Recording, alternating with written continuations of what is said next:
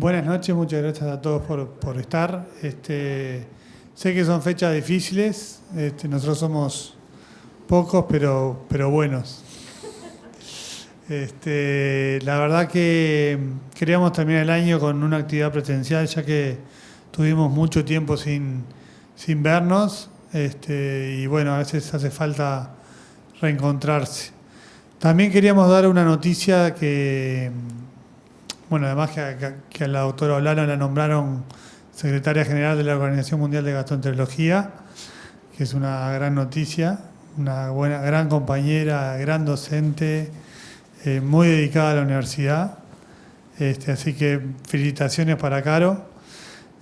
Y además de eso queríamos decirles que estamos planificando una actividad presencial con la Sociedad de Gastroenterología, nosotros, con el Instituto de Oncología y esperemos también con el apoyo de la Cátedra de Gastroenterología en el mes de marzo, donde podamos reencontrarnos todos, y va a estar vinculada al cáncer colorectal.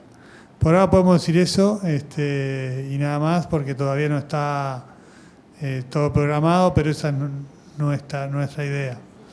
Así que yo no tengo mucho más que decir. Le doy el micrófono y la palabra al doctor González, al profesor González, que ya todos lo conocen, que nos va a dar una charla muy linda de lesiones colorectales. Bueno, agradecerles a todos por estar acá. La verdad, como dijo Fede, es lindo tener una actividad presencial y no utilizar tapaboca. La verdad que es fantástico tener este privilegio. Así que bueno, lindo reencontrarnos.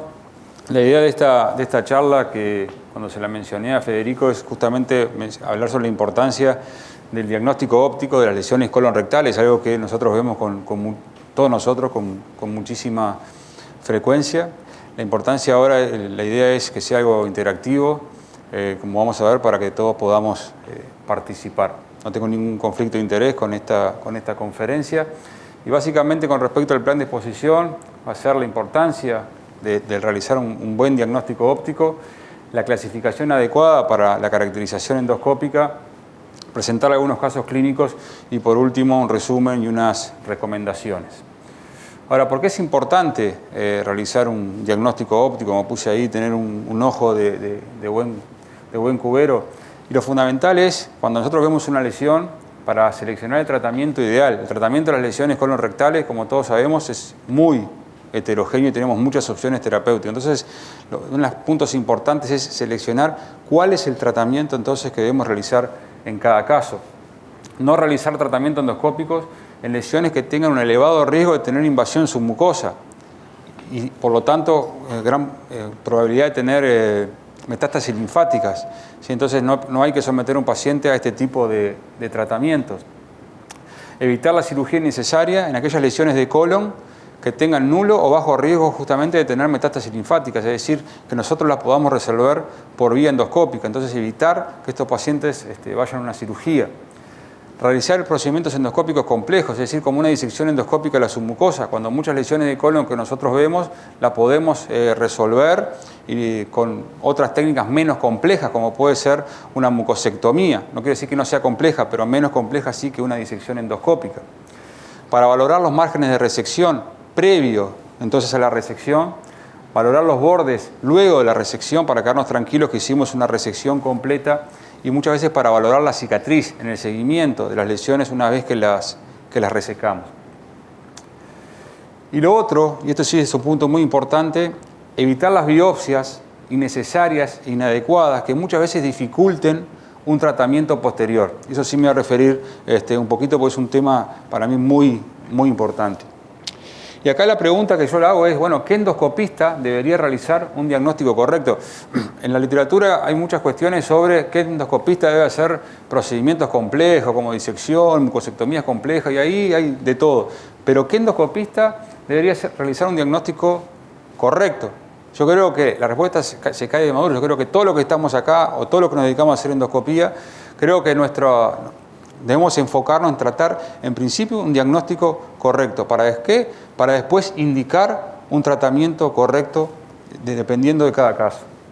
Entonces, cuando nosotros vemos una lesión, como por ejemplo este tipo, lo que debemos preguntarnos sobre si esta lesión la vamos a resecar endoscópicamente. Y el concepto de resección en endoscopía es resecarla sí, pero si vamos a resecar, tenemos que tener grandes posibilidades que la vamos a curar. Ese es el concepto de resecabilidad. No consiste solamente en resecarla, porque sí, no. Si la vamos a resecar, está bien, lo hacemos, pero la probabilidad de curarlo tienen que ser muy altas. Si no, lo mejor es no hacer nada. Entonces, la gran pregunta es si el tratamiento será curativo. Y esto está vinculado justamente al riesgo de invasión linfática. Y el riesgo de invasión linfática, y esta diapositiva me parece muy interesante, que en colon, y eso lo debemos saber todo, que cuando hay un compromiso únicamente mucoso, el riesgo de invasión linfática es prácticamente nulo. ¿Por qué? Porque en el colon, en la mucosa colónica, no hay ganglios. Sin embargo, cuando hay compromiso de la submucosa, lo que debemos saber que en colon también, no digo en esófago ni en estómago, pero en colon, cuando hay un compromiso de la submucosa superficial, es decir, hasta 1000 micras, ¿sí? Ahí la probabilidad de que tengan adenopatías también es muy bajo, es prácticamente un 1%, siempre y cuando sean lesiones que son bien diferenciadas, que no tengan budding, que no tengan invasión linfovascular. Pero el concepto es ese, la probabilidad de ganglios cuando invade la submucosa superficial es muy baja. Empieza a aumentar cuando invade la submucosa profunda, la SM2 o la SM3. Y acá, el riesgo de esta invasión linfática está fuertemente vinculado a 3 factores, como dijimos. La invasión linfovascular, el grado de diferenciación y la invasión submucosa. Y la invasión submucosa es el factor más importante. Y de todos estos factores, nosotros endoscópicamente, el que podemos predecir es hasta el grado de invasión submucosa. Si hay un grado de invasión de la submucosa superficial o de la submucosa profunda, pero no podemos predecir si hay invasión linfovascular o si son bien o indiferenciados, por lo menos por ahora. Pero esto sí se puede predecir, como vamos a ver. Entonces, cuando nos encontramos con esta lesión, por ejemplo, plana en colon transverso, o esta otra plana pseudo deprimida, otra lesión también plana elevada en colon sigmoides, nos debemos preguntar cuál es el tratamiento indicado en cada caso. Y en este sentido, esta también es una diapositiva que considero más importante, nosotros cuando empezamos con el tema de resección lo que queremos es resecar, o sea, es lo que lo vemos, bueno, pasame esto, pasame otro, el tema de la resección. Y acá lo que quiero transmitir con esta diapositiva, que la resección en sí, sea una polipectomía, una mucosectomía, una disección, tiene que ser el último escalón en el tratamiento de la neoplasia precoz. El primer escalón y el más importante es hacer una adecuada semiología endoscópica. Por lo tanto, cuando vemos esta lesión en colon ascendente, nos preguntamos, ¿le hacemos una polipectomía, disección, mucosectomía o cirugía? Lo importante es hacer un diagnóstico óptico, ¿sí?, para indicar un tratamiento óptimo, un diagnóstico óptimo para realizar un tratamiento óptimo. Y eso va a depender de muchos factores. Y unos son los recursos con los cuales disponemos. Y no solamente los recursos materiales, que sí son muy importantes, la tecnología, la alta definición, la cromondoscopía, pero el recurso sumamente importante también son los recursos humanos. Es decir, nosotros, teniendo la tecnología, tenemos que saber utilizarla, sacarles provechos. Existen muchos artículos y guías que hablan de la utilidad de la magnificación, de la alta resolución, de la cromondoscopía. Y para que nosotros los podamos reproducir esos resultados, justamente tenemos que formarnos para poder utilizar esa tecnología y poder aplicarla. Y en este sentido, las guías de la Sociedad Europea de Gastroenterología, endoscopía gastrointestinal, que hablan sobre la utilidad de los avances imagenológicos para diferenciar las lesiones colorectales, recomiendan la alta definición y la cromoendoscopía virtual para el diagnóstico y para la caracterización de las lesiones. Y acá es sumamente importante recordar esta clasificación. La clasificación de París es una de las más antiguas, hace años que existe. Sin embargo, muchas veces no la utilizamos. Y es importante conocerla. ¿Por qué? Porque la clasificación de París, que es una clasificación morfológica y no se necesita demasiada tecnología, nos predice la histología avanzada y el riesgo de invasión submucosa y también la complejidad de la resección. Entonces, si nosotros vemos una lesión 2A, sabemos que es un adenoma, lo podemos resecar con mucosectomía convencional, en bloque o en fragmentos. Al igual que una lesión 2B. Una lesión 2C deprimida, tenemos que estar pensando que es un cáncer precoz. Entonces ahí el concepto es, bueno, tenemos que resecarla en bloque, completa, ¿para qué? Para hacer un adecuado análisis anatomopatológico. En bloque podrá ser por mucosectomía o por disección, y eso va a depender del tamaño, básicamente. Si hay invasión profunda, si está ulcerada, no va al tratamiento endoscópico, esto va a cirugía. ¿Por qué? Por la alta probabilidad de adenopatía. Si está deprimida, sea un 2A más 2C o un 2C más 2A, también estamos hablando de un cáncer precoz, con un compromiso de la submucosa superficial. Entonces estas lesiones son pasibles de tratamiento endoscópico. Pero el concepto es resecarlas en bloque, que será por mucosectomía o por disección. Y acá esta clasificación, que es la de Kudo, que tiene más de 25 años, muy conocida, hoy día tiene muchísima vigencia, no ha perdido vigencia porque realmente es muy útil. Lo que tenemos que tener en cuenta es que para utilizar la clasificación de Kudo se necesita tener magnificación. Sin magnificación ya no es conveniente aplicable ni recomendable. Y también tinciones, cromatoscopía química, sea azul de metileno, indiocarmín, violeta de cresilo, en fin. Y acá no quiero aburrirlos con la clasificación, pero sabemos que si es tipo 1 la mucosa es normal de las glándulas, esto mide las criptas, mide las glándulas. La tipo 2 es el patrón estrellado, que son pólipos hiperplásticos.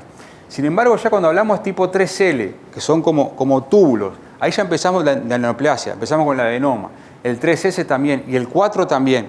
Y acá lo importante que estos patrones, lo que nos está hablando, que la neoplasia es no invasiva. Y esto es importante. ¿Por qué? Porque ahí sí va a diferir el tratamiento. Entonces, los patrones 3L, 3S o 4, hablamos de una neoplasia, pero no invasiva. Ya cuando hablamos del patrón 5I, que el patrón 5I es irregular, tenemos que hablar de una neoplasia invasiva. ¿Y neoplasia invasiva cuál es? La que pasa la muscular de la mucosa, es decir, la que compromete la submucosa. Esa es la neoplasia invasiva. Y acá el conocer esto tiene implicancias en la terapéutica, como vamos a ver. Y el patrón 5N, que es no estructural, o sea, acá no hay una estructura de las glándulas, completamente desorganizado, nos está diciendo que hay una invasión masiva de la submucosa. Estas lesiones, si nosotros las vemos, no van a ser posibles de tratamiento endoscópico, van a tener que ir referidas a cirugía.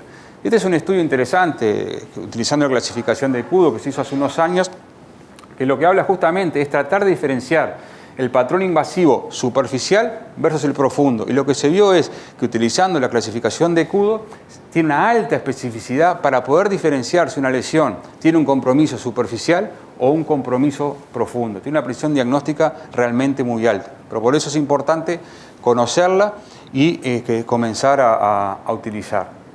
Esta es otra de las clasificaciones, que es la clasificación de Sano, que utiliza magnificación y NBI, es una clasificación que tiene 10 años aproximadamente. Y lo que ve sí es la arquitectura de los vasos, de la microvasculatura alrededor de la cripta. Y también nos dice prácticamente lo mismo, nos dice si es una lesión hiperplásica, si es un adenoma. El 3A nos dice si es un adenoma con invasión de la submucosa superficial y el tipo 3B con compromiso de la submucosa profunda. Es decir, también nos ayuda para el diagnóstico y para establecer un pronóstico y qué tipo de tratamiento está indicado. Y esta es la clasificación más reciente, que es la clasificación NICE, que utiliza NBI, pero ¿qué tiene? Que no utiliza magnificación. Y eso es un aspecto importante. ¿Por qué? Porque muchos equipos con los cuales se cuentan no tienen magnificación. Entonces, esta clasificación lo que hace es ver el patrón de superficie, el patrón glandular y el patrón vascular. ¿Y qué nos dice? Si es un NICE tipo 1, es una lesión hiperplásica. Si es un NICE tipo 2, nos habla de un adenoma. Esto es en grande. Y si es un NICE tipo 3, la probabilidad que sea una lesión con invasión masiva de la submucosa. Por tanto, no posible realizar tratamiento endoscópico. Y visto así, es muy fácil, pero esta clasificación también tiene sus limitantes. Yo no lo quiero aburrir con las clasificaciones, pero es importante saberlas y después eventualmente poder profundizar en ellas. Esta clasificación, que tiene unas limitantes, y esto lo demuestra un estudio español multicéntrico que reúne más de 2.000 lesiones, ¿qué ve? Que cuando es un NICE 1 o 2, ¿sí?, y no hay depresión en la lesión, entonces se puede decir con mucha certeza que es una lesión ubicada en la mucosa, que no invade la submucosa. ¿Entiende? Ahora, cuando ya hay depresión, una lesión que es deprimida, lo que aconsejan, sí, estos autores y también otros autores, aplicar magnificación en la zona deprimida. Entonces, en esos casos, al aplicar magnificación, sí, el rendimiento diagnóstico es mejor.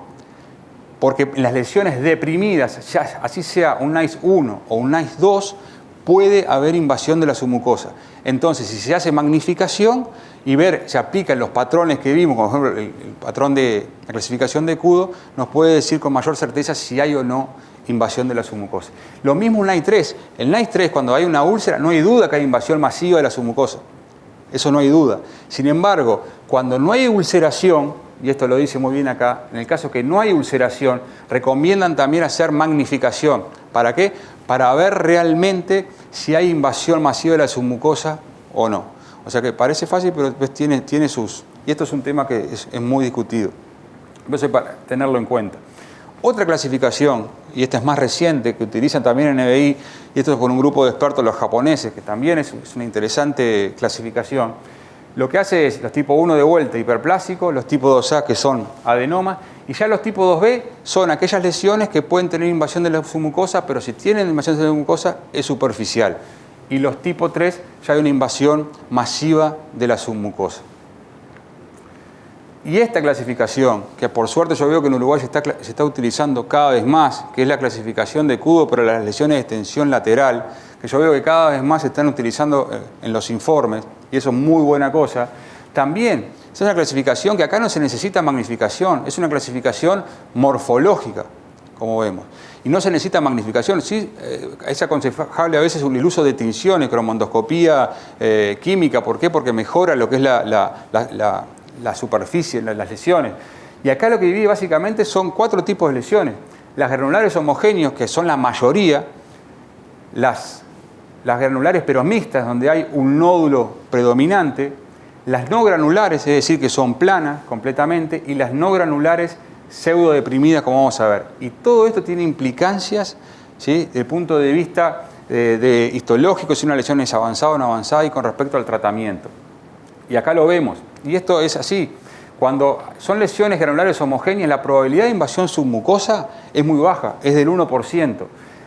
La probabilidad, sin embargo, que tienen las lesiones cuando son granulares mixtas, que tienen un nodo predominante, es de un 15%. Y generalmente la invasión, ¿dónde va a estar? Debajo del nódulo predominante. Y eso hay que tenerlo en cuenta a la hora de la resección. Si son no granulares, la probabilidad es de un 10%. Ahora, si son no granulares pseudo deprimidas, la probabilidad de invasión submucosa es de un 40%. O sea que es muy alta. Con respecto a la fibrosis, y acá va a estar también el grado de dificultad en la resección, estas son las más fáciles de sacar, las granulares homogéneas. ¿Por qué? Porque prácticamente no tienen fibrosis. Sin embargo, cuando son granulares mixtas, tienen fibrosis de forma intermedia, igual que las no granulares, pero las no granulares pseudo deprimidas tienen mucha fibrosis. Además son más complejas entonces a la hora de la resección. La probabilidad de resección incompleta es baja en las granulares homogéneas, intermedia en las granulares mixtas e intermedia en las no granulares, pero alta en las que son pseudodeprimidas. ¿Por qué? Porque tienen mucha fibrosis, entonces técnicamente son muy complejas. Y la dificultad, como vemos en la realización de la resección, también baja en las granulares homogéneas, intermedia y muy alta en las no granulares deprimidas. Y otro concepto importante de las lesiones planas es el riesgo de que haya compromiso multifocal a nivel de la submucosa. Y en ese sentido, lo que muestra este trabajo es que aquellas lesiones no granulares pseudodeprimidas, la probabilidad de tener compromiso submucoso multifocal es muy alta, prácticamente en un 50%, en varios lugares. En las no granulares planas de un 12% y en las granulares mixtas de un 8%. Y generalmente, como vimos en las granulares mixtas, está debajo del nódulo. ¿Qué quiere decir todo esto? Que cuando nos enfrentamos a una lesión, y sobre todo vemos una lesión no granular, pseudodeprimida, tenemos que tratar de realizar una resección en bloque y no en fragmentos. ¿Para qué? Para poder estudiar toda la lesión, justamente por el riesgo que tiene de tener invasión submucosa y por el riesgo que sea multifocal. Entonces es sumamente importante mandarle la pieza completa al patólogo para que nos haga un buen informe y poder decir si fue una resección R0 o no. Y en esta diapositiva lo que veo es, lo que les quiero mostrar, esto es un trabajo bastante reciente, sobre la evidencia que hay con respecto a las tecnologías con las cuales contamos. Y con lo que hay más evidencia es con el NBI. ¿Por qué? Porque hace mucho más años que está en el mercado. Y lo que sí demuestra que con el uso del NBI hay más probabilidades de detectar lesiones que con respecto a luz blanca, que también hay más probabilidad de caracterizar las lesiones. Cuando la vemos, aplicar las clasificaciones y poder decir, ¿es un adenoma o no es un adenoma? ¿Tiene invasión submucosa o no tiene invasión submucosa? ¿Tiene invasión submucosa profunda? No, o sea, permite además realizar una mejor caracterización. Después, las otras tecnologías como el iScan y como también el más reciente de Fuji, el Eluxio, utilizando el BLI o utilizando el LSI, hay evidencia también a favor de esa tecnología para detectar más lesiones y para caracterizar las lesiones, pero todavía la evidencia es más débil. ¿Por qué? Porque no hay tantos trabajos que avalen su uso. Lo que sí es importante decir que muchas de estas clasificaciones que mostré que son para NBI, ya hay trabajos que hablan, por ejemplo, con el uso del LBI, la tecnología Eluxio de Fuji, y se ha visto que se puede aplicar las clasificaciones que se usan en el NBI, se pueden aplicar también con los sistemas de LBI. ¿Sí? Y eso es para tenerlo en cuenta. Entonces, esta es una lesión plana que vi hace unos años en colon sigmoides. Le tomé una biopsia en aquel momento por una paciente además que estaba anticoagulada. Entonces, para no hacerle la resección, cuando la veo 2 o 3 meses después, nos encontramos con esto, que no se eleva. O sea, se eleva en los costados, pero acá hay un signo de no elevación. Como acá se ve más claramente, completamente enterrada la lesión. ¿Y esto por qué? Esto es secundario a la toma de biopsia. En una lesión plana de este tipo, la toma de biopsia, una lesión que podría haber sido fácil de resecar en ese momento, acá prácticamente se convierte en una lesión sumamente compleja y de riesgo de que surja alguna complicación. Por lo tanto, lo que quiero decir es que si nosotros vemos una lesión plana de este tipo y no la vamos a resecar, lo que tenemos que hacer es minimizar el riesgo, ¿sí?, de no elevación. Entonces lo que se recomienda es tomar simplemente una biopsia que sea lo más superficial posible, enviarla al patólogo, por lo menos para tener un documento médico legal. Pero es decir, no hacer una lesión que potencialmente la vamos a poder resecar por vía endoscópica, hacerla que después nos podamos ver realmente con un problema a futuro y nos complique mucho la resección. Esta es una lesión, por ejemplo, que estaba tatuada, y era un adenoma con displasia de alto grado. Y esta es otra cosa también que quiero compartir. Si tatuamos las lesiones, por favor, no tatuarlas arriba de la lesión, porque esta lesión que eventualmente podría ser resecada endoscópicamente acá, prácticamente es imposible. La tinta china genera una fibrosis monstruosa a nivel de la submucosa. Entonces una lesión que eventualmente podría ser más fácil, entre comillas, se convierte en algo casi imposible.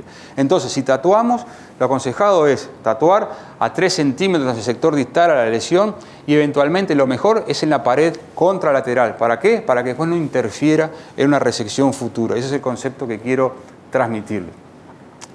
Entonces, esto es lo que recomiendan las guías europeas recientes. Esto es muy reciente con respecto a la toma de biopsias. ¿Y qué dicen las guías? Justamente, no tomar biopsias.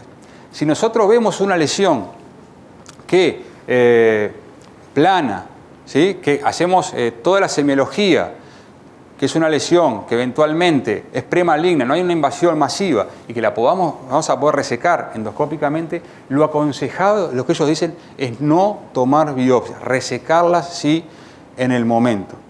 Y en el caso de que no se pueda resecar por varios motivos, o porque no estamos capacitados, o porque no tenemos tiempo, o porque el paciente no sabe, vino a hacerse un estudio de screening y el riesgo es una cosa, pero al resecar esta lesión el riesgo aumenta, lo aconsejado es eventualmente tatuar, ¿sí?, como dijimos, para después poder encontrarla y diferirla, pero no tomarle biopsia. Y eso es lo que recomiendan las guías. Por lo tanto, apostar a realizar el diagnóstico en tiempo real, el diagnóstico en vivo. Cuando vemos esta lesión, ¿en qué pensamos? Pero sí, automáticamente. Esta lesión seguramente es un adenoma, tiene un patrón tipo 3L o un patrón tipo 4. O sea, no hay ninguna duda con respecto a eso. Yo creo que tenemos que hacer un cambio en el paradigma. A nosotros nos cuesta todavía mucho el tema si no tomamos biopsia. O sea, el tema de no tomar biopsia es un problema, porque informamos y no tomamos biopsia. Tenemos problemas con el colega, tenemos problemas con el paciente. Yo creo que hay que, entre todos, tratar, por lo menos donde nosotros trabajamos, tratar de hablar y hacer un cambio de paradigma con respecto a esto. ¿Por qué? Porque vamos a estar haciendo lo mejor. Entonces, y esta traje para decir, tenemos que acostumbrarnos a esto. Estas imágenes, cuando vemos una lesión que dice, bueno, marque las opciones, o como dice ahí, de signos de invasión submucosa, así rápidamente. Y si no tiene ninguno, saltamos. ¿Quién quiere agarrar? ¿Quién salta? ¿Quién marca los 3? Esto lo puse para saltar, en realidad no tiene ningún elemento de invasión de la submucosa. Pero básicamente eso, nos encontramos frente a una lesión y tenemos que saber reconocer rápidamente los signos de invasión, si están o si no están presentes. Y esto es un caso real que vi hace muy poco, y ahí sí quiero empezar a compartirlo con ustedes. Esto era una lesión que estaba topografiada en sigmoides distal, y me gustaría que alguien de los que está acá presente, ¿sí?, diga a ver qué le parece que corresponde a esta lesión, en grande, sin ir muy detallado. Por lo menos decir desde el punto de vista morfológico, la clasificación de Kudo con respecto a si es un LCT granular, no granular, en fin, ¿qué opinan cuando la ven? O primero lo que se viene a la cabeza, ¿es un cáncer o no es un cáncer? O sea, algo grande.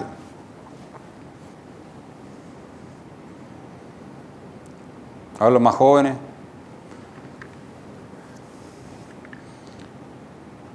A ver, ¿quién piensa que esto es un cáncer? Que levante la mano. O una lesión transformada. ¿O quién piensa que esto es un adenoma? Nadie levanta la mano. Yo te digo algo. Ahí te paramos. Para dejarte callado, te ayudo. Es una LST, ¿no? Usa el micrófono si querés. Es una lesión plana, polilobulada. No sé si esto es son gleras o si está ulcerado ahí. No lo sé bien. Habría que ver si lavarla con agua para ver si no es una ulceración o si es solo una mucus. Si esto fuera solo mucus, parece una lesión plana, una LST, polilobulado.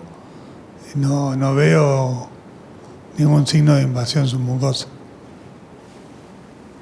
Ese es el concepto, por lo menos en grande. En principio, al presidente no le pareció que esto fuera un cáncer. Seguramente muchos de los que estamos acá coincidimos con eso.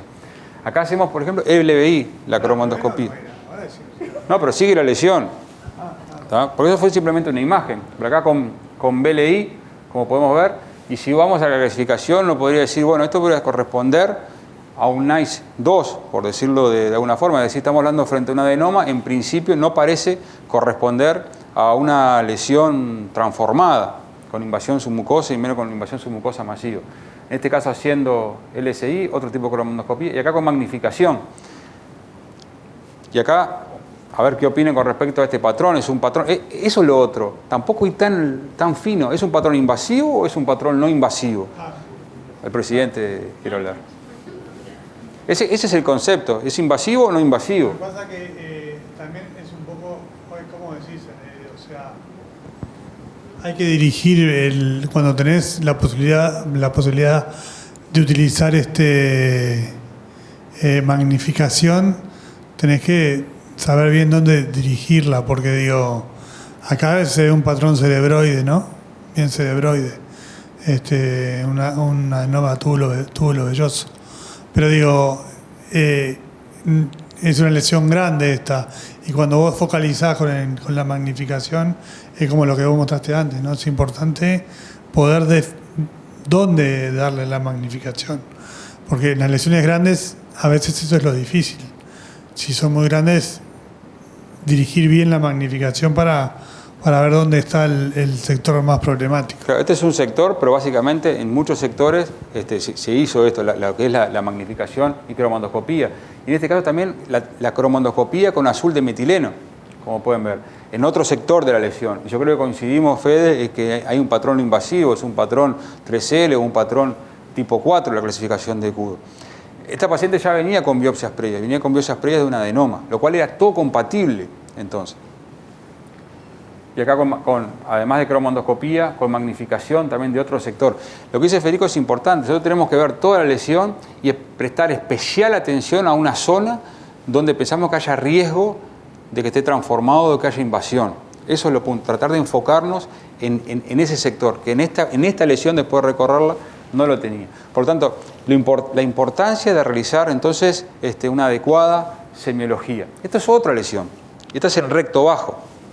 Es una lesión distinta. Y acá vamos a preguntarle, a ver qué opinan con respecto a esta lesión.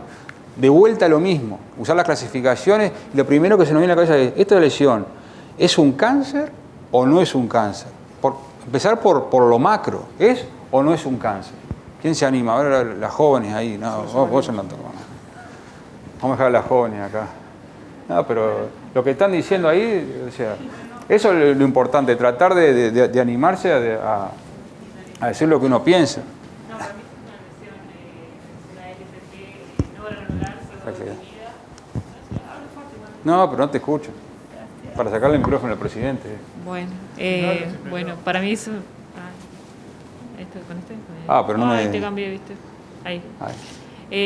Yo la clasificaría como una LCT no granular pseudodeprimida que tiene una clara depresión central. Bueno, dijimos el riesgo de invasión o de que sea una lesión transformada es mucho mayor en este tipo de lesiones.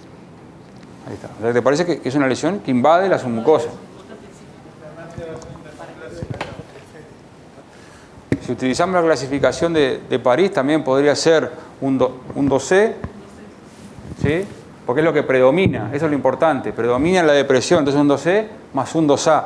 Y acá si vemos tiene un patrón, pero este patrón que tiene acá es un patrón distinto, ahora como vamos a ver, es un patrón más de adenoma, más tipo 4. Pero un poco lo que decía Mariana, cuando vemos esta lesión pensamos que esto es una lesión avanzada, que invade la submucosa. Y si hacemos, la pregunta que nos hacemos es un adenoma, adenocarcinoma con invasión de la submucosa superficial o masiva de la submucosa. Esa es otra de las preguntas. Y acá sí ayuda lo que es la magnificación. Y si hacemos magnificación, sobre todo en el sector, en el área que está delimitada, que es ahí donde hay que explorar, lo que uno ve es un patrón que se ve un patrón glandular, es decir, no está completamente desestructurada, no es regular, pero se ve un patrón, no hay zonas donde no haya un patrón. Entonces, es un patrón que yo lo catalogué como 5I, o sea, 5 irregular. ¿Qué quiere decir? Que hay invasión, sí, de la submucosa, pero invasión, en este caso, superficial. ¿Cuál es el concepto? Resecarlo en bloque, que vemos si es mucosectomía o disección. En este caso fue por disección y confirmó que tenía invasión de la submucosa superficial. Y esto es importante, cuando vemos un área demarcada, tratar de hacer entonces la semiología específicamente en el área demarcada. Eso es lo fundamental y ahí ayuda lo que es la magnificación. Entonces, ¿qué le recomiendan estas guías europeas? Lo que recomienda es que si nosotros vemos una lesión que nos parece estar transformada, como esta, ¿sí? Lo que no hay que hacer es tomar biopsia, es tratar de resecarla en bloque.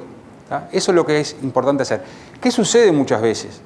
Que quizás nosotros, que estamos ahí, volvemos a lo mismo, o no tenemos tiempo, o no estamos capacitados, lo que sea, y no está mal. Lo que hay que hacer es documentarla bien, y eso es fundamental. Y muchas veces dicen, no, trabajo en lugares donde no hay sistema de documentación. Pero ¿quién no tiene un teléfono celular? ¿Quién no puede sacar una foto? ¿Quién no puede hacer un video? ¿Para qué? Para después compartirla con los compañeros de trabajo o compartirla con alguien que de repente pueda tener un poco más de experiencia y decir, mira, ¿qué te parece que sea esta lesión? Y ahí empieza la discusión.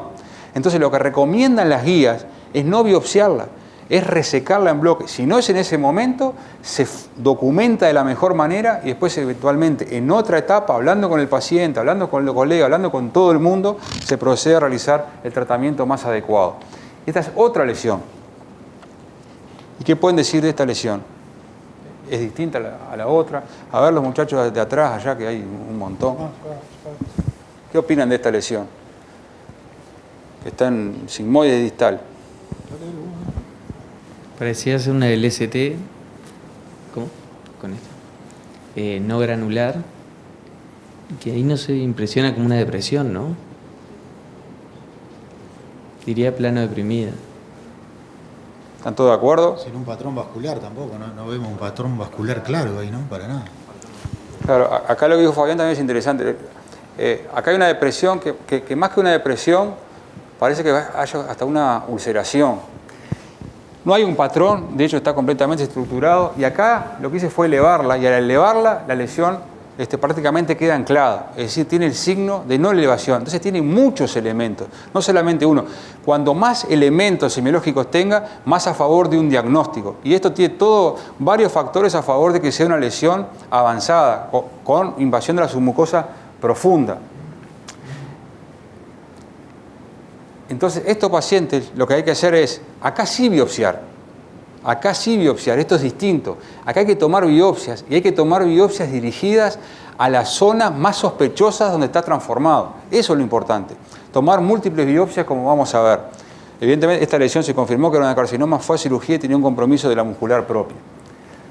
Y esto sí es lo que recomiendan las guías europeas con respecto a estas lesiones. Cuando hay sospecha de cáncer avanzado con invasión masiva, ahí sí, tomar múltiples biopsias, por lo menos 6 dice ahí, de las zonas más sospechosas. Es importante. También importa el diagnóstico óptico, ir a tomar biopsias dirigidas de los sectores más sospechosos. Esta es otra lesión. Y esta es una lesión que vi ahora en la tarde antes de venir acá. Es una lesión que compromete toda la circunferencia en colon descendente. Tenía una estenosis prácticamente de 7 milímetros, acá que era la luz, y tenía un síndrome suboclusivo este paciente. Pero acá creo que no quedan dudas que es una lesión avanzada. Y acá no quedan dudas que hay que tomar biopsia, que fue lo que hicimos. ¿Sí? Y acá, ¿por qué traje esto? Para mostrarles este otro concepto que dicen las guías, que yo la verdad no lo tenía presente y lo aprendí leyendo las guías. Es que tomar las muestras del cáncer cuando hay que dejarlo para el final. Y ese es un concepto importante. Es decir, si nosotros tenemos otros pólipos para sacar, primero sacar los otros pólipos y dejar para lo último la toma de biopsia de esta lesión. Incluso dejar para lo último si la vamos a tatuar. Primero tatuar y después tomar biopsias. ¿Y por qué? Para evitar la contaminación. A veces, si nosotros tomamos biopsias, por ejemplo, de esta lesión, o si vamos a resecar otro pólipo, se puede contaminar y nos puede venir que células neoplásicas de adenocarcinoma y nos puede confundir. Y también lo que dice en la guía, que le vuelvo a repetir, para mí es un concepto nuevo, es que pueden quedar células neoplásicas en el canal del endoscopio. Y eso nosotros las podemos arrastrar y producir una siembra a nivel de otros sectores del colon. Mismo también si hacemos la tinción, el marcaje. Y por eso me llamó mucho la atención. Y hay reportes, sí, que han informado de esas siembras iatrogénicas cuando vemos este tipo de lesiones. Por eso lo que aconsejan es la toma de biopsias al final del procedimiento. Y cuando vemos esta lesión, que son la mayoría de las lesiones que vemos, la mayoría de las lesiones que nosotros vemos, que son las diminutas, menores de 5 milímetros, ¿no? Esto es algo muy común.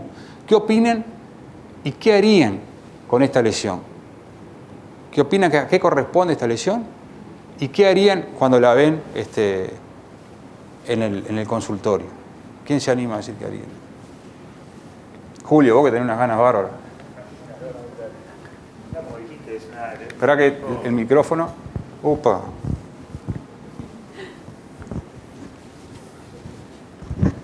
No, como dijiste recién, es un pólipo sésil diminuto. ¿Tá? Puede ser sí, un pequeño adenoma.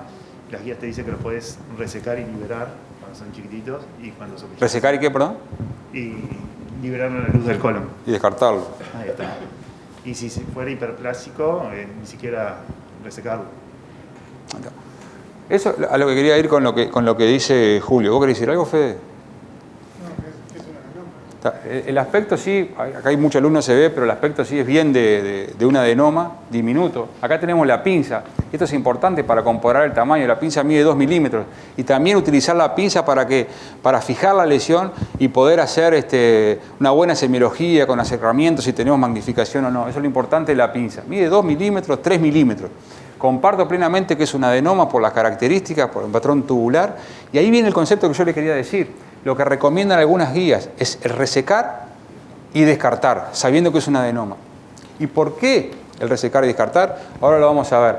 Pero el resecar y descartar, ¿tá? Es si tenemos equipos de alta definición, si contamos y conocemos las escalas validadas, como acabamos de ver, si fotodocumentamos bien, y solo por endoscopistas que estén experimentados. Ese es el otro punto. En lugares donde cuentan con todo esto, incluso avalados también por sus sociedades, eso es lo importante, agarran esta opción de resecar y descartar. ¿Y qué se evita con esto? Costos, básicamente. Costos de mandar a un patólogo, el tiempo, el paciente pensando si estará o no estará la anatomía. Y también, ¿qué hacen en ese momento? Ya planifican el seguimiento. En ese momento, por acá no hay duda que esto es un adenoma. ¿Tá? Entonces ya planifican el seguimiento. Entonces esto es un adenoma, y dice, bueno, venga en 3, en 5 años, dependiendo de las guías. Y esos en centros de experiencia y donde hay sociedades que avalan, como sociedades europeas, proceden de esa forma. Y como dijimos, disminuyen costos y fijan intervalos en el próximo control. Yo creo que acá nos cuesta hacer esto. La verdad, ¿quién lo hace? ¿Quién ve una lesión de esta, la reseca y dice, bueno, resequé y la tiré por ahí? ¿no? Yo creo que todavía nosotros, por ejemplo, tenemos que romper ese paradigma, ¿sí? Que está avalado por otras sociedades, y en el caso de hacerlo, sí, de vuelta a lo mismo, tenemos que contar con todo lo instrumental y con la capacidad para poder hacerlo. Y esta es otra lesión, que ahí vemos un poco lo que decía Julio, es en recto sigmoide, no era solamente una, eran múltiples, es blanquita, ¿qué es esto? Es hiperplásico. ¿Tá? Entonces, acá lo que recomiendan las guías es no resecarlo, no hacer nada. Yo me acuerdo cuando empecé con la endoscopía, ¿tá? Y Daniel yo lo veía, este tipo de lesiones prácticamente se biopsiaban, se sacaban, por más que se sabía que era hiperplásico y se mandaban a estudiar, y siempre van hiperplásicos. Entonces el concepto es nada, no hacer absolutamente nada. Se reduce costo y se reduce eventuales eventos adversos que puedan tener vinculados a la polipectomía. Y esto es lo que recomiendan las guías con respecto a estas situaciones que vimos. Pues yo prácticamente ni lo describo. O si no, porque si volvemos a eso, yo creo que acá todavía estamos medio inmaduros en eso. Entonces, si lo describís, te dicen, bueno, dice, ¿y por qué no lo sacó? Y siempre no hay un macanudo, un colega, justamente, que no lo sacó. Sabemos cómo funciona. De hecho, digo otra cosa interesante. Las guías europeas, las últimas para biopsias gástricas, no recomiendan tomar biopsias en los pólipos de glándula fúndica, que los vemos todos los días. No recomiendan tomar biopsia de esos pólipos. Si quiere se describe, pero no se biopsia. ¿Cuándo se biopsia? ¿Se resecan? Si son mayores de 10 milímetros o si hay algún elemento que nos llame la atención, no me gusta el color, no me gusta tal cosa, eso es otra cosa. Pero los que vemos todos los días, que vemos con muchísima frecuencia, las guías europeas recomiendan no resecarlos, ni biopsiarlos. Y por lo menos, que es lo que capaz que en el inconsciente todos lo sabemos, pero al tener una guía que nos respalda, yo creo que nos permite adoptar esa conducta. Esta es otra lesión que está en ciego. ¿Quién me puede escribir esta lesión con respecto a lo que vimos? Con respecto a la clasificación de Q, es un LST. Acá Julio me señala a la compañera que tiene al lado, la mandó al frente ahí. Pero de eso se trata. ¿Qué opinás de esa lesión cuando la ves? Pienso que es una LST granular homogénea, ¿no? Perfecto. Y yo te pregunto, ¿qué riesgo tiene de tener invasión submucosa esta lesión? 1% creo que habías puesto. Bajo. ¿No te parece bien? Lo dijimos bien. Y si te decís, si vamos a resecarla, ¿cómo la resecarías? ¿Se puede resecar por endoscopía? ¿Va a cirugía? Endoscópica. Y si es por endoscopía, por técnica de mucosectomía, ¿tiene que ser en bloque o podría ser en fragmento? No, Ahí eso es más complicado. puede ser en fragmento. Claro, eso es importante. Como tiene tan bajo riesgo de tener invasión submucosa, estas lesiones son las que perfectamente se permiten resecar por técnica de mucosectomía en fragmentos. Se puede hacer disección, pero volvemos a lo mismo, compleja, no tiene indicación formal de resecarla en bloque, se puede resecar por técnica de mucosectomía. Excelente. Lo que hay que tener en cuenta, estas son las preguntas que se hace un tonto todos los días cuando ve este tipo de lesiones, es que estas lesiones, sobre todo están en ciego, a veces no se elevan bien, le pueden caer hundidas. ¿Y esto por qué? Porque estas lesiones, a pesar de ser granulares homogéneas en ciego, pueden tener un anclaje. Y esto no quiere decir que haya invasión de la submucosa profunda. Puede dificultarnos la resección, pero no nos habla de invasión de la submucosa profunda. Esta es otra lesión en colon transverso, que es muy difícil de ver. Como pueden ver acá prácticamente no se ve. Y sin embargo, cuando hacemos cromoendoscopía con azul de metileno se demarca mejor la lesión. ¿Y qué pueden decir de esta lesión? ¿Es un LST? ¿Qué tipo? ¿Granular homogéneo? ¿Es igual a la que viste anteriormente? ¿No granular? ¿Pseudo deprimida? No granular. Exacto. Plana. ¿Está pseudo deprimida? Parece que no. Bueno, todo eso es lo que hay que aplicar en este tipo de lesión. Por suerte, este tipo de lesiones son el 20% de las lesiones planas. La gran mayoría, por lo menos en Occidente, el 80% son los LST granulares homogéneos. Y esto también nos va a decir, bueno, ¿de qué forma resecar esta lesión? Otra vez lo mismo. Vamos a seguir. Esta es otra lesión en colon transverso. También, esto es tinta china. Estaba marcada la lesión prácticamente abajo. Y a veces, ¿qué sucede? Es que se marca distalmente, pero a veces se pasa tanta tinta china que difunde por la submucosa. Por eso otro concepto importante, hacer el bubón y pasar solamente 1 centímetro de tinta china, nada más, 1 centímetro, y después empujarlo con suero. ¿Para qué? Para que no haya una difusión masiva de la tinta china a nivel de la submucosa. Y Y esto es un LST. ¿De qué tipo? Si yo lo veo así, digo, ¿qué tipo de LST es? Volvemos a lo mismo. Granular, no granular, pseudodeprimido, no granular. ¿Está? Ahora, si vos lo vemos todos así, ¿no? ¿Será fácil sacarlo con una técnica de mucosectomía? ¿Les parece que será fácil? Además con la tinta china, todo acá abajo, con la fibrosis que ya puede tener esta lesión. La realidad te cuento que intenté resecarlo por mucosectomía en fragmentos, ¿sí? Resequé solamente un sector y después prácticamente lo otro era imposible y este paciente fue remitido a cirugía. Esta es la realidad con respecto a esta lesión. Y son las preguntas que nos debemos hacer. Y tenía en este caso, no tenía compromiso de la submucosa, tenía solamente compromiso mucoso. Otra lesión que está en colon descendente. ¿Qué opinan de esta lesión? Voy a pasar otra imagen. Con respecto al patrón, volvemos a lo mismo. ¿Tiene un patrón invasivo o un patrón no invasivo? Eso es lo que debemos preguntarnos.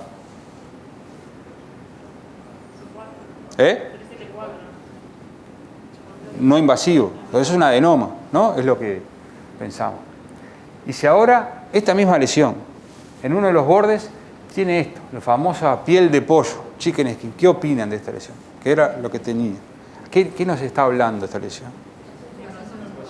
¿Cómo? ¿Invasión submucosa? Bueno, ese es un concepto que ha cambiado un poco. La piel de pollo lo que son los macrófagos llenos de lípidos a nivel de la lámina propia. Lo que nos hablan de esto, ¿sí? La piel de pollo, es que se trata de una lesión avanzada, pero no necesariamente invasión submucosa. Nos dice que puede ser adenoma velloso o que puede tener displasia de alto grado. ¿Tá? Básicamente eso. O el término que a mí no me gusta que le llaman carcinoma intramucoso, que detesto esa palabra, porque para mí debería ser displasia de alto grado, no hablar de carcinoma cuando están comprometidos solamente la mucosa, que da para confusión y capaz que después terminan en una terapéutica que no corresponde. Nos habla de una lesión avanzada, pero no necesariamente es un signo de invasión submucosa, y eso es lo importante. De hecho, esta lesión era un adenoma velloso, pero es muy común de ver la piel de pollo alrededor de estas lesiones, sobre todo cuando la vemos además en colon izquierdo, ¿sí? Es muy raro verlo a nivel de colon derecho. Otra lesión en colon ascendente. ¿Qué pueden decir de esta lesión? ¿Granular? Granular mixta, tiene nódulos, ¿no? Ahí va. Entonces, esta lesión, como vimos, tiene probabilidad de tener invasión de la submucosa. Recordar que esa probabilidad es a nivel por debajo de los nódulos. Y por eso es lo importante, cuando vamos a hacer la resección, tratar de resecar primero los nódulos y enviarlos por separado al patólogo. Porque en el caso de que exista invasión, generalmente la invasión está por debajo de los nódulos. Otra lesión en colon sigmoides. ¿Qué opinan? Le voy a dar esta imagen, capaz que les ayuda más. ¿Qué voy con esto también? Que para poder hacer una adecuada semiología tenemos que tratar de obtener estas imágenes. Y eso es lo importante. Tratar de obtener estas imágenes para hacer una adecuada semiología. ¿Qué opinan de esta lesión? Esto, por ejemplo, ¿qué sería? Acá lo que se ve claramente que hay una zona delimitada. Entonces, cuando hay una zona que está delimitada, ahí probablemente existe invasión submucosa. Ese es el concepto. Ahí hay varios estudios que muestran eso. Cuando hay una zona que está delimitada, muy probablemente existe invasión de la submucosa. Y si además, como en este caso hay magnificación, este patrón no es lo mismo que este patrón. Este patrón es más de un adenoma, este no. Acá hay un patrón irregular. Hay un patrón, porque no hay una zona que no exista patrón. Hay un patrón, pero irregular. Esta lesión la resecamos en bloque, lo que veo que había una invasión de la submucosa superficial. Por lo tanto, desde el punto de vista terapéutico, podemos decir que se actuó con intencionalidad curativa. Y acá vamos a este tipo de pólipos, que cada vez los vemos más, pero los vemos más porque estamos cada vez más pendientes de encontrarlos. Estos existieron toda la vida, capaz que antes no se prestaba atención, pero ahora este tipo de pólipos cada vez los vemos más y los buscamos. Y justamente, esa es un poco la premisa. Los pólipos cerrados están si nosotros los vamos a buscar, si no, no los vamos a encontrar. ¿Y por qué los vamos a buscar? Porque sabemos que el 30% de los cánceres de colon vienen de este tipo de lesiones. Entonces lo tenemos todo presente, no solamente nosotros, sino también los patólogos. Esta es una lesión, lo que son difíciles de ver, porque prácticamente son igual a la mucosa normal. Lo que vemos acá es que no tiene vascularización, a diferencia de acá, y eso nos hace llamar la atención. Entonces es un paciente con una poliposis cerrada. Y si usamos ácido acético, lo que vemos es que se demarca mucho mejor. Y hay varios trabajos que la utilidad del ácido acético sirven para delimitar mejor la lesión. De hecho, acá se ve una lesión que prácticamente acá no se había ido, tenía múltiples pólipos de este tipo. Y si hacemos magnificación, lo que vemos es que las criptas, y esto está descrito acá, las criptas, tienen un patrón tipo 2, es estrellado, pero abierto.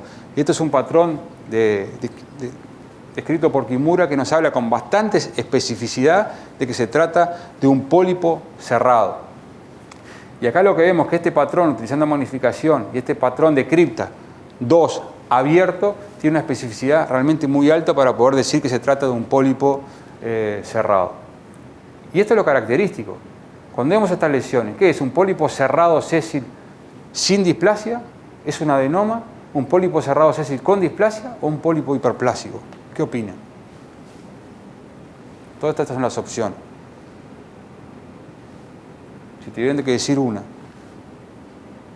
¿Es un pólipo cerrado sésil? ¿Es un adenoma? ¿Es un pólipo hiperplásico? ¿Por qué nos inclinamos que sea básicamente? Acá los límites están difusos, no están tan claros. Tiene como una mucosidad, como una nube. No hay vascularización. Esto nos orienta a que sea un pólipo cerrado. ¿Tá?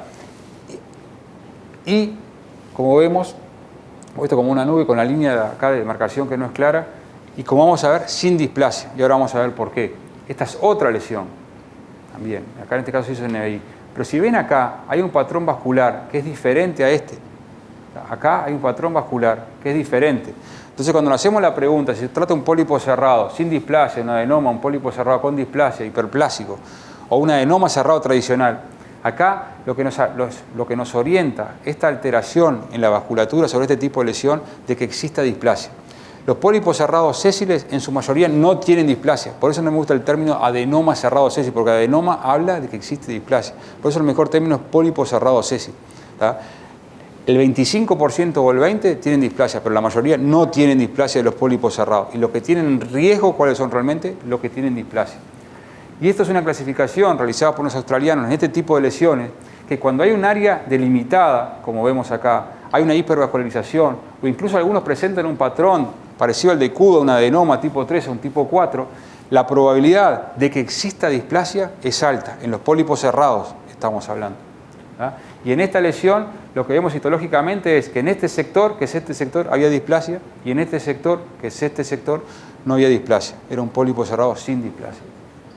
Y lo que muestra este trabajo es la precisión diagnóstica de utilizar eso que vimos, esa área delimitada con alteración de vasculatura y de patrón glandular, lo que es la especificidad para diagnosticar displasia. Y esta es otra lesión que estaba en colon en el sector izquierdo.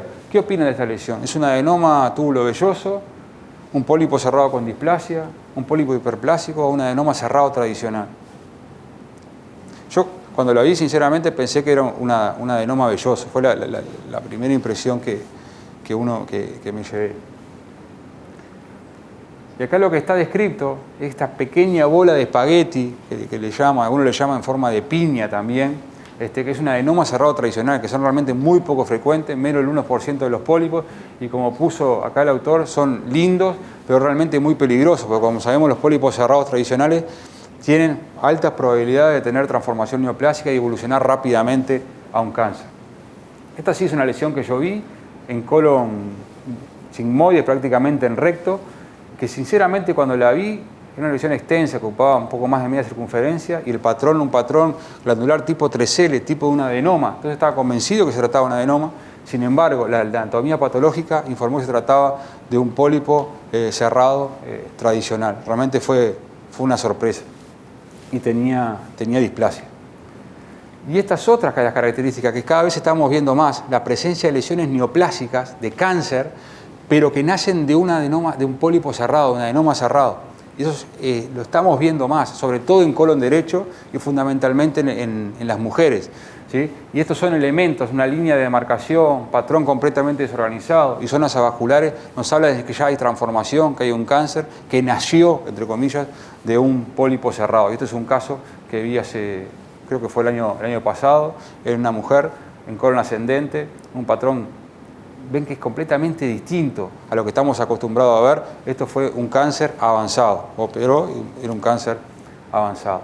Y lo otro importante de realizar el diagnóstico óptico, como vimos, es para ver las escaras por resección, de mucosectomía o de resecciones endoscópicas.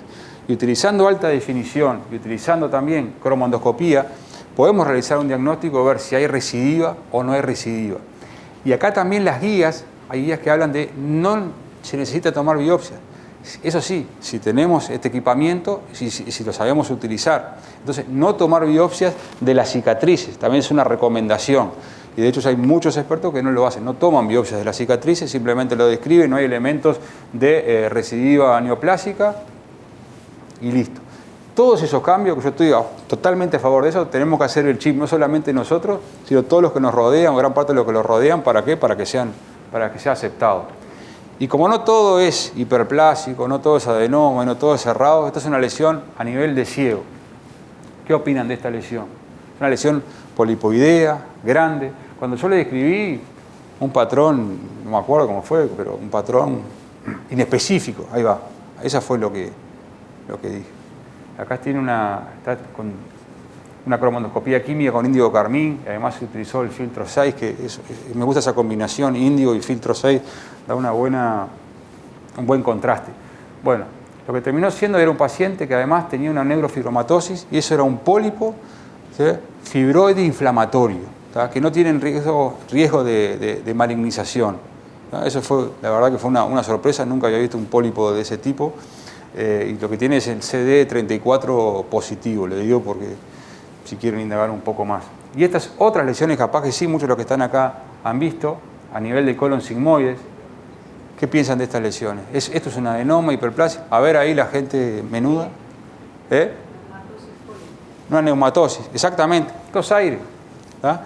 La verdad que no es algo muy frecuente, pero se ve. Hay muchas etiologías, son completamente benignos y el tratamiento es no hacer nada y en más del 93% de los casos evolucionan favorablemente. Es una neumatosis. Si uno le toma biopsia de ahí, lo que sale es aire, nitrógeno y otros tipos de gases. Y no quiero terminar sin hablar de lo que es la inteligencia artificial, que cada vez más todo el mundo es la inteligencia artificial. Y hay muchísimos artículos que hablan sobre la inteligencia artificial y hablan de la utilidad no solo para detectar más lesiones, sino también para caracterizar las lesiones. Todo esto que venimos hablando hace media hora lo podría hacer una máquina. ¿Tá? Y eso hay muchos trabajos. Por ejemplo, en el caso de lo que ves la lesión y te dice, bueno, esta es la lesión, caracterización, un NICE tipo 1, un 100% de seguridad. O sea, esta lesión, 100% de seguridad, que es hiperplásico. Esta lesión, 100% de seguridad, un NICE tipo 2, que es un adenoma. O sea, realmente los resultados son muy buenos. O en este otro trabajo, que también lo que muestra es que la zona roja se correlaciona con la histología. Entonces lo que ve, bueno, esta lesión, zona roja, bueno, lo más probable es que sea un pólipo cerrado. En este caso, la zona roja, lo más probable es que sea un pólipo adenomatoso. Y en este caso, lo más probable es que sea un cáncer con invasión masiva. ¿Tá? Y es fantástico, la verdad que es fantástico si uno lo ve así. Y lo que se ve es que sobre todo es útil ¿para quién? Para los que están aprendiendo. ¿Sí? Para los que están aprendiendo sobre todo es útil. ¿Por qué? Porque la máquina es mejor que lo que están aprendiendo para hacer una precisión diagnóstica. No tanto con los expertos, con los que tienen experiencia. Pero ¿qué sucede? La máquina te muestra la lesión. Después, el endoscopista también tiene que caracterizarlo y ver si está de acuerdo con lo que dice. Porque no todo es fantástico. Y de hecho, tiene muchas limitantes. Y una de las limitantes es que se habla de la inteligencia artificial. ¿Cuál es? Justamente, descansarnos en la inteligencia artificial. Entonces decir, bueno, miro para otro lado. Total, la máquina lo va a encontrar, la máquina está mirando. Entonces, eso es uno de los problemas. Otro de los problemas es justamente, ¿para qué vamos a estar acá aprendiendo diagnóstico óptico si lo va a hacer una máquina? Entonces descansarnos, no leer más nada, no ver más un nada, no ver nada, total lo va a hacer toda la máquina. Y esto lo muestran los expertos como inconvenientes. ¿Qué otro inconveniente tiene? Que la máquina no es 100% específica. Entonces, ¿qué sucede? Por lo menos por ahora, seguramente todo esto va evolucionando y todo va a mejorar, eso no hay ninguna duda. Pero marca lesiones que te dice, bueno, puede ser adenoma, y tiene muchos falsos positivos. De hecho, hasta 20 o 30% de falsos positivos. ¿Y qué sucede? Te marca la máquina y te dice es un adenoma. Si está un fellow ahí que no tiene mucha experiencia, te dice, bueno, ante la duda es un adenoma, hay que sacarlo. Entonces eso tiene riesgos y tiene costos. ¿Ah? Y sin embargo, muchas veces eso que la máquina dice que es algo, si lo ve un experto dice, no, esto no es. Esto es otro tipo de cosa, no es nada. Todo lo demás. Entonces, tampoco es la panacea por ahora lo que tiene que ver con la inteligencia artificial, pero es algo que ya está instalado y es algo que no tengo dudas que va a ir mejorando los software y todo lo demás. Aparte, esto como que se va retroalimentando de forma automática, cada vez va aprendiendo sola la máquina. Eso es lo interesante según lo que dicen los trabajos. Y esto está recomendado por las guías europeas, lo que es la inteligencia artificial. ¿Pero qué? Se atajan mucho. Dice, bueno, sí, pero hay que tener buena evidencia, estudios multicéntricos, todavía no salir corriendo todos atrás de la inteligencia artificial. ¿Tá? Entonces, como resumen y recomendaciones, ya para terminar, porque tenemos el ágape ahí, ¿no, presidente? Yo estaba alargando porque no estaba pronto. Es que tenemos que esforzarnos por realizar un diagnóstico óptico preciso, como vimos. Eso es fundamental. Que el diagnóstico óptimo, ¿sí?, nos va a decir, bueno, cuál va a ser el tratamiento óptimo, como vimos. Como vimos, el tratamiento es muy heterogéneo.